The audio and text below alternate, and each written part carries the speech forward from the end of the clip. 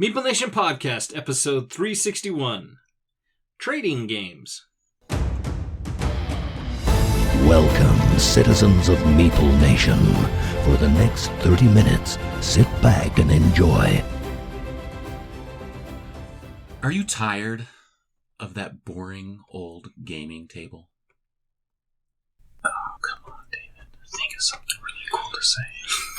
That's staying in, by the way. Would you like to wow the guests coming over for game night? If so, click on over to GameToppersLLC.com and check out the array of amazing table toppers that they have, as well as all of the accessories, cup holders, playing mats, and everything else that goes with the game topper. They've got lots of sizes available, and every one of them are just beautiful enhancements to whatever surface you're playing on. GameToppersLLC.com. Give them a visit. Go to our Instagram or Facebook, any of those. Look at some of the pictures that we've uploaded, and you can get a glimpse of what those game surfaces are like.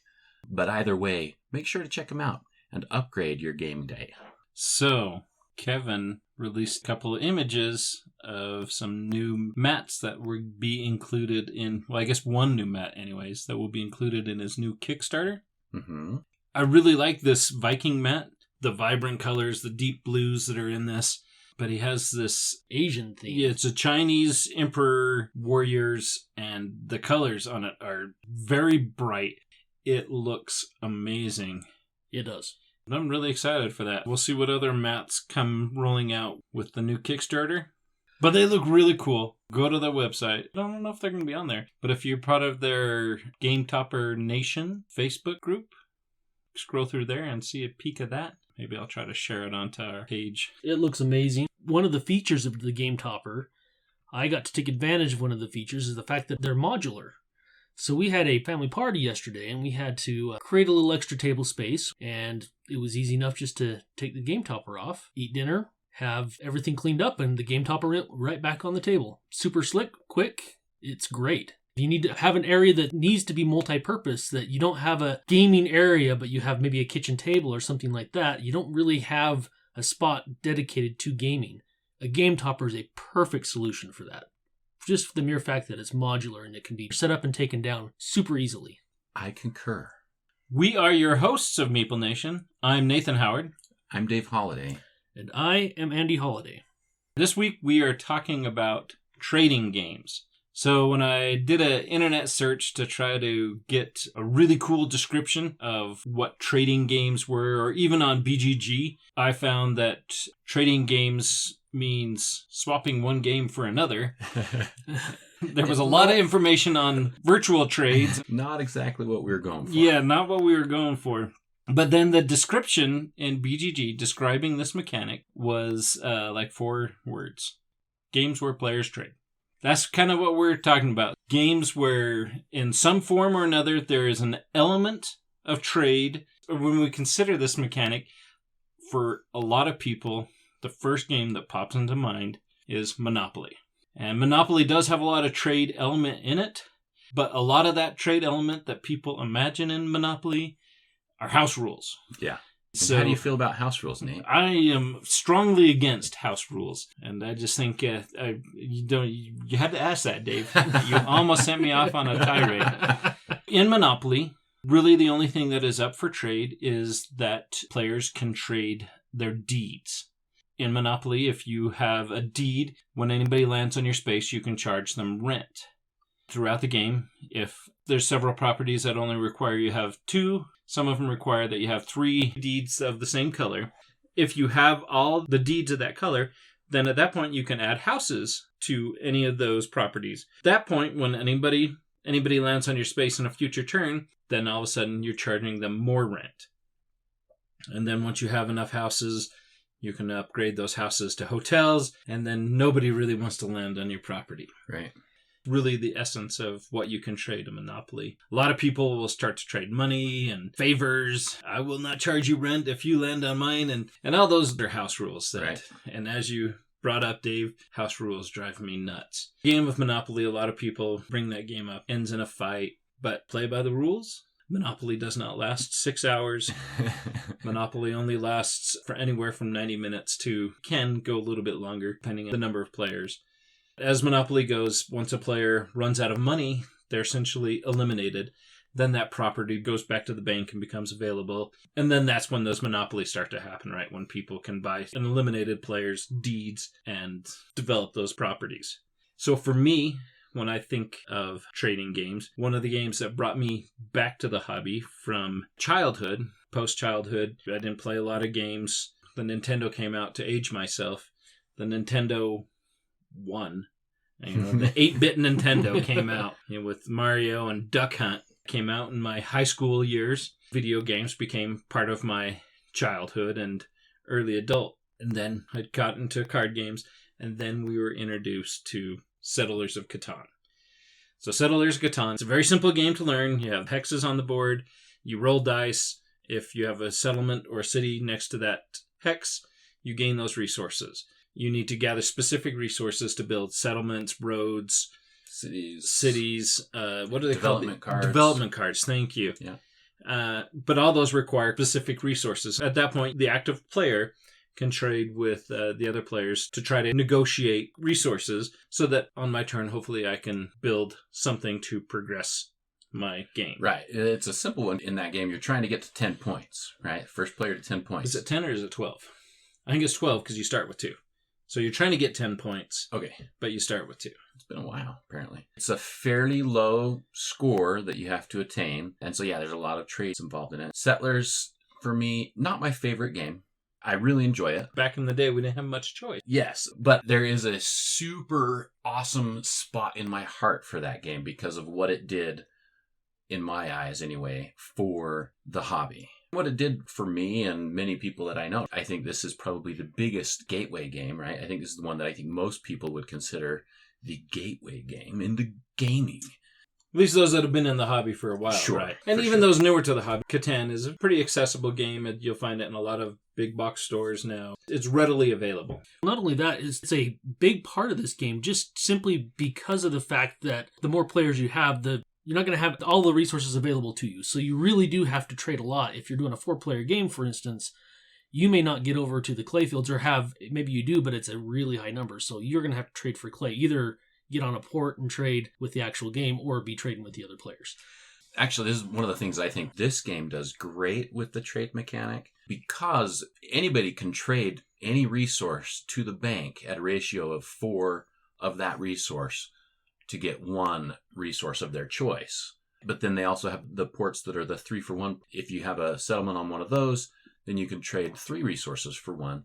If I'm going to be able to trade anyway, you might as well try and get something out of it. It adds more, I think, strategy and to the way that you trade and to when you want to make those deals. I think it does a good job with it. I wrote a paper in college about this game. Technically, it was about game night. It was about when I was first introduced to the group here. But I talked about the history of game night and what Settlers did with kind of what you alluded to, Nathan, at the beginning of that, right? Got you back into the hobby. And I've got a fond place in my heart for Settlers of Catan. After Settlers of Catan came out, that exploded into a variety of different Catan games. The Catan dice game, there's the Catan card game, there's the expansion, the Seafarers, the Cities and Nights, scenarios. Yeah. Oh, just tons. Klaus Teuber, just imagine it was part timing, right? Because this is, I think, part of what made the industry explode. But him getting and doing such a good job with this game when he did, anything that his name is on at this point, especially if it's Settlers, it's just going to sell like gangbusters just because of the success of this game. Right. It's an evergreen game for him. Mm-hmm. Talk about all these different versions of it. There's the first Settlers of Catan. Settlers of the Stone Age. There's a Roman setting one. You got Starfarers that we just had the second edition of it come out, right? Catan Starfarers, which takes that same mechanic, that same elements, but changes it up a little bit. Andy, you and I have spoken in the past that probably one of our favorite versions of this is the Starship Catan. That is my favorite version of it, yeah. Which is a 2-player version. It's a card game version of it, tile placement. I'm right there with you. That's my favorite version of Catan, is that Starship. Catan was great, brought a lot of people in. Then another game really thrives on this trading mechanic, and another one that has been prominent, very much a second gateway game, very easy accessible, and that's Pandemic. In the core version of the game, players are working together to find a cure for 4 different diseases, and if they can find that cure, they win the game.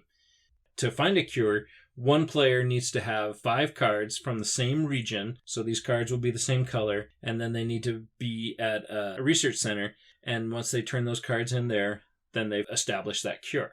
Then they can do that 3 more times, and then they win the game. Also, just like Catan, Pandemic has almost as many different versions that are out there. There's dice games, there's themed versions of it, and of course, my all-time favorite game is the Pandemic Legacy series.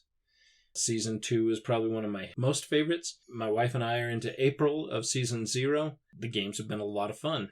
You have that cooperative and that finding the cure and trying to save the world. So then you add in that discovery and the storytelling of it.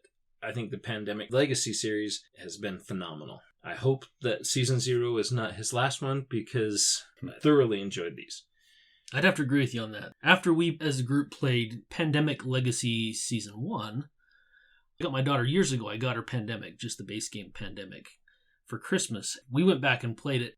We had fun, don't get me wrong, and I've always liked Pandemic, but it was definitely missing something after playing Pandemic Legacy. That game's just great. They did such a great job with the legacy side of it. Turned a fun game into an absolutely great game. For sure. So I asked on our Meeple Nation Off-Air group, I said, what is your favorite trading game? And I had to clarify, not games that you're traded, but games that had that trading mechanic. Julie Blaze, who was our friend from Hug, mentioned Sidereal Confluence, trading and negotiation in the Elysian Quadrant.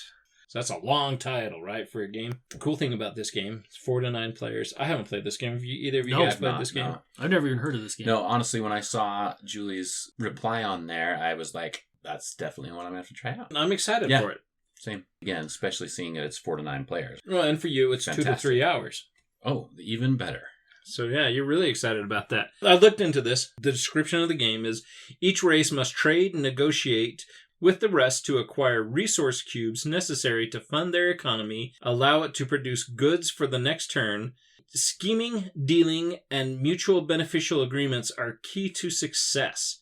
While technically a competitive game, this game has a cooperative feel during the trade phase, as no race has the ability to thrive on its own. Forcing that trading in there, you go back to Catan, and that trading is really key early on, but then towards the end of the game, when somebody looks like they're taking that point lead, all of a sudden everybody's like, well, I'm not trading with Andy because Andy's going to win. Essentially, everybody eliminates Andy from winning, and Dave comes around and wins because Dave cheats at games. Somehow Dave manages to have all the resources.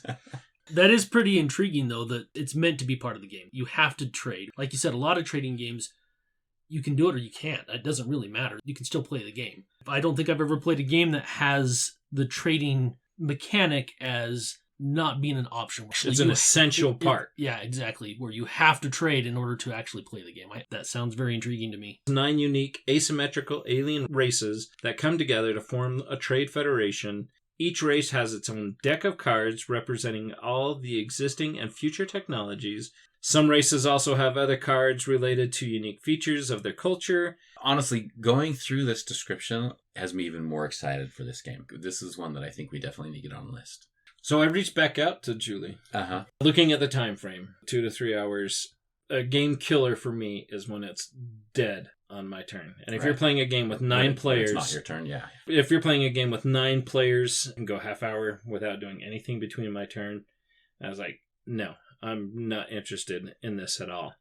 So I asked her, how was it on your off turns? She kind of compared it to Pit. There's open negotiation. People negotiate this, that, and the other thing. So there's a little bit of a chaos. Actually, for me, I kind of thrive on that chaos. I don't know why. It's that whole, I'm in the trenches trying to get what I need. This is hitting on a lot of cylinders for me. That I'm really kind of excited about this game. Hopefully at some point we can acquire this game and give it a try. I talked to Julie and said this is something we need to play at SaltCon Summer, if SaltCon Summer happens. So hopefully SaltCon Summer happens. We can get together with them and play this game. Now, you brought up Pit. Michael Jensen also responded to your question on there, and that was the game that he mentioned. It's kind of funny. Pit was one of the reasons that I stopped having game night at my house. So my wife, she works at a hospital, goes to work pretty early, and we'd play Pit at night. And Pit, you're yelling at each other saying, hey, I got 2 of these, 2 of these, 2 of these. There's that chaos going on. We played that the one night, and I got a stern talking to, and then we played it again, and I was told that we cannot have game night at our house anymore. Thus, we came to where we play now, all because of the game of Pit. Nice. You look at games that require trading as an essential element, and Pit definitely incorporates that. Pit and this other game, I'm kind of excited. Pit is one of those games where it is absolutely necessary. Like, without the trading element, there is no game. Yeah, the game has nothing. Yeah, definitely a very valid suggestion there. Our friend Chris Ilkeberry, he mentioned that I like a lot of games with the trading mechanic, and the games he listed were Dead of Winter, Pandemic. He says even Monopoly, like he was embarrassed of Monopoly. And we forgot to mention that Logan's not here. Logan's suffering from a headache, so Logan is not here tonight. Oh, he told me he had to wash his hair. Yeah, everybody tells you that, Dave. Had to tie a pork chop around your neck just to get the dog to play with you. Because Logan's a big Monopoly hater. Chris says, but my favorite game with trading more integrated into the theme mechanic would probably be Firefly. Firefly, based on the TV series Firefly, the aim of the game is you get a ship, find a crew, and make work. Elements of trading that are in this game, if you're at the same location as somebody else, you can trade your crew members with them, you can trade equipment, you could trade part and fuel, you get broke down in space. You're moseying along one space at a time. If somebody happened to fly by and was willing to sell you parts or fuel, you have that option to negotiate. And then money is freely traded. Money can be transferred, so money can be traded. Like Chris mentions, that's very thematic to what the TV series was, as they include that element in the game. Firefly is a game that's always kind of been near and dear to me. For a long time, it was my number one game, probably because Firefly. Because the TV show. The TV show was near and dear to my heart. Firefly is a great game that also includes that game mechanic, similar to Star Wars Outer Rim, which has very similar feel to Firefly, but it's based in the Star Wars universe, where you're either a bounty hunter or a smuggler trying to make it in the Star Wars universe. So you have the opportunity to trade equipment for money. Money can you either have it or you don't at one point in the game. So money is something that you need in any game, right, that has an economy. Yeah, of course. So you have that same option, and that's very similar to Firefly, where you're at the same location. You could trade your gear, you could trade equipment. You can do all that if you're at the same location. Star Wars Outer Rim is a great game. I really enjoy that. Looking forward to an expansion for that. Fantasy Flight said that they have something coming eventually, but then they didn't announce anything for this year. So hopefully that doesn't fall the way of Imperial Assault, fade out of the Fantasy Flight. But I'm hoping with the success of the Mandalorian series on Disney+, a lot of that information and a lot of that character feel fits right into this game. Yeah, that would be awesome. Fingers crossed we can get something in there. So, you mentioned Firefly, and I know the game Merchant of Venus is almost just like Firefly. Now, I've never played the original Merchants of Venus. I've only played the second edition of Merchant of Venus. It sounds like they've taken that trading element out. It's been a while since I played that game. It's kind of the same thing as with Firefly, where you're picking up a load and dropping off a load, picking up passengers, dropping them off at different places. So another game that has a trading element to it would be Merchant of Venus. Looking through the list, another game that I own, which is another game I need to get to the table because it's been way too long, Archipelago. In Archipelago, you are settling in the new world. You are colonists, you're exploring the archipelago, and you explore territories, harvest resources. With those resources, you're going to be putting those resources in your local market, and also those resources will also go to Europe, in the European market. And depending on which resources you put where will affect the price of the resource. And those resources can affect the happiness of the natives, and they can affect the different things that are going on in Europe. But this has a very heavy trading element in it. You can trade anything. You can trade anything but your own workers and your action discs. Everything else can be traded. Favors, future favors, resources, anything's on the table. You can trade with anybody during your turn, and even for starting player, every single round when you're going to pick starting player, it's negotiations. So you're going to bid for it. You're going to put how many coins you bid to be starting player. Certain cards out there, maybe you want a specific progress cards or something like that. If you want a specific card and you want to go first, you can start negotiating. Well, if you let me go first, if you bid 0 coins, then I'll do this for you. I'll give you 2 wood, or I'll give you whatever future favor you want to do. Anything's on the table. Very heavy negotiating in this game. Maybe not quite to the extent that Pit or the other game that you talked about, Nathan. I can't remember the name of it. Sidro Confluence. Thank you, Sidro Confluence. It's still optional to negotiate and to trade in this game, but it's highly encouraged to trade and to negotiate. We've played it, my goodness, it's been at least 4 years ago or so. It was an enjoyable game. One I think that we probably ought to get to the table again. For sure. But I'm sitting right here. You don't have to look at Dave. That we ought to get to the table again. Something to check out. It's a worker placement, resource management, and trading/negotiating game.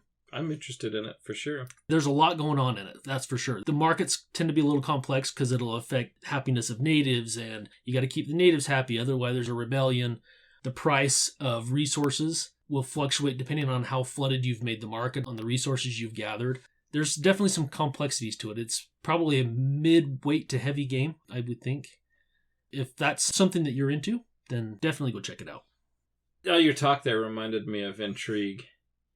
I was going to say the exact same thing, except you're pronouncing it wrong. Intrigue. Yeah. That was a game that we played once, and everybody was angry, I think, when we finished that game, especially Dave. We never played that game ever again. That was bad. In that game, you can trade stuff, you can make those negotiations or those bribes, you can accept those. In the rules, it says nothing is binding. So you can go ahead and, yeah, I'll do that for you. And then as soon as they give you money or whatever, you can say, hey, Dave, how about we do this now? And Andy's like, wait a minute. There was a lot of that going on. Everybody was angry, and we never played that game ever again. But it has given us many laughs since. Indeed. Brent and I, whenever we talk about games, want to do Intrigue? Bonanza also includes heavy trading within its mechanics. Bonanza, another Uwe Rosenberg game, which apparently I have quite the affinity for since the last several episodes. An Uwe Rosenberg game has come up. But Bonanza is a bean trading game. The great mechanic I love about this game is you have a hand of cards, and you can never sort that hand of cards, which for me drives me nuts. You have a red bean, a black bean, a red bean, and a green bean, and a blue bean, and a blue bean, and a wax bean, and a green bean. Naturally, me as a sorter, I want to combine those. In Bonanza, you cannot. You're required on your turn to play the first card that's in your hand, and then you may play the second card. Then you'll draw 2 cards off the draw deck, put those in front of you, and then negotiation happens. Those 2 cards have to be planted in somebody's bean field. If you don't get somebody to take them and they're beans that you don't want, then you have to find a way to put them in your bean field. And each of your bean fields can only hold one type of bean.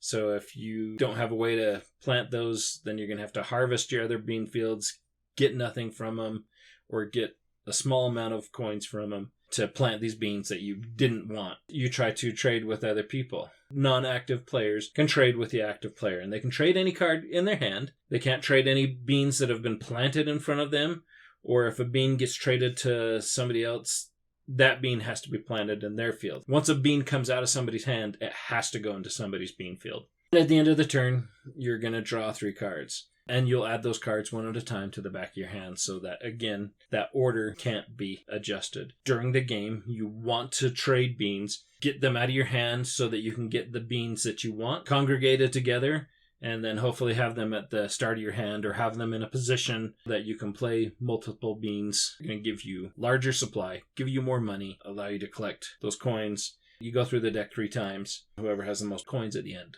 wins. I know this is a game that Dave doesn't like because he groans every time somebody mentions it. Curiosity is, do you not like it because you can't sort your cards? Honestly, as he was talking about it, I was thinking about that. That's probably part of it. That wouldn't surprise me for you, Dave, yeah. It's just too rigid for me. It's too rigid. It sounds like fun. My kids love it. My family loves it. It goes up to 7 players. Depending on the players, you'll take out certain beans. So I think I have played this once. Now that you've described it, I think I was in Texas, actually, when I played it. Despite what Dave says, maybe you should pull that one out. You still own Bonanza, right? I own 2 copies of Bonanza. There we go. We maybe have to... Wow. we may have to get Bonanza out. No, I'd play it. It's not a horrible game. I treat that the same way I do Seven Wonders. Definitely down on the bottom of my list of, oh, hey, let's play this. But not as bad as Intrigue. Definitely not as bad as Intrigue. Okay. One last game that I think I really want to bring up is one that I'm excited to play with you guys. I got on a screaming deal on Amazon for $17, and that is Seafall. Yes, I can't wait. So I'm really excited about this. It's a legacy game from Plaid Hat, same folks who did Dead of Winter, Forgotten Waters. This is a legacy game where players are striving to lead their province to become emperor of the world, or their region of the world. Played over several games, players work to gain glory, and they gain glory by completing endeavors, which is they'll go to an island and either explore or do a raid on that island. They'll upgrade their ship or upgrade one of their structures that's in their province. They'll buy treasure cards, complete a milestone. Each game has several milestones that players are trying to compete to complete. Sometimes if you hire an advisor, that will give you that glory as well. Players are leaving their home harbor, 2 to 5 player game, essentially on the east coast of the map. Each player has a harbor, which is part of their province, and they will explore to the west undiscovered islands, and there's a whole bunch of space to explore. And you'll find islands and atolls and all sorts of adventure that is out there. You discover these islands, they provide resources, locations where you can upgrade your ship, markets that you can trade resources that you've gathered. You can build buildings. If you have a building in your harbor, another player can come and they can use your building. They're required to pay you reputation. That reputation that can trade back and forth, and reputation can be very valuable throughout the game. Also, there's enmity. So in this game, something that might not excite you very much, Dave, is there will be a lot of conflict. Players will attack each other. Ships will get sunk. As you attack each other, you form enmity with your opponents. Place these tokens on their board, and then when they attack you, some of that enmity comes off as they're getting even. If you do more damage to them, you're causing enmity to them. Trading elements completely different than, hey, I'm going to give you this for that resource. I can give you a reputation to use one of your buildings. Most of the trading, we're trading blows. We're fighting. I really enjoyed this game. Even with the direct conflict, which, Dave, you're not a very big fan of, I still think you guys will very much enjoy this game. I'm excited for it. It was Dennis's favorite game, I think he said, up until some point. Something in the legacy thing of things. How it something ended. Toward the end of it. Yeah. Left a bad taste in his mouth, so he didn't like it anymore. To the point where he's like, oh, I won't play it. So, Oh, really? yeah. But that's not by any means something that's going to turn me away from it. So that's a game we have 2 copies of. I bought 2 copies of this on the Amazon for $17 each, and I bought one that I'm hoping to play with my wife as I get talking, and there's the conflict in there. I'm not sure it's going to shine for her. So I stand corrected. We have multiple copies of this, because I have a copy also. You have a copy also? Yes. Because I got a Screaming Deal on Amazon as well. No, did you? Yeah. Really enjoyed the game. I've heard a lot of people have grief with it. I didn't. The only thing that I found disheartening is the ebb and flows. I'm doing really good, and then all of a sudden everybody else is doing real good, and I can't do squat. Mm-hmm. I like to say it levels out. First time we played, friend Matt Allen, he was just at the bottom, kept getting beat up, and then he just totally came back and ended up winning. Really? Well, I know with our experience with some other legacy games, it seems like one person just ends up walking away with it. You're thinking of Charterstone. Yes, I am. It almost seems something more refreshing is that there's maybe a little bit of ebb and flow. So halfway through the game, you're like, oh, why are we even playing this? We know who's going to win, Yeah. I'm looking forward to playing the copy. We'll play it, then we'll save the other one and play it again in 5 years or something. Get out our walkers and our canes, and Dave has no hair. That's a sampling of several trading games that are out there. Next week, we're going to talk about 3 different trading games. Logan's out again next week, so it'll just be the 3 of us talking about a trading game. Very entertaining experiences I had playing Andy's game. We'll look forward to that. Until next time. We'll see you swapping games. Wait. Oh, wait. No, sorry. We'll see you making some trades at the game table, but not your games, just within the game. Keep your games. Or trade them. I'm okay with trading them. If you don't like it, don't keep it.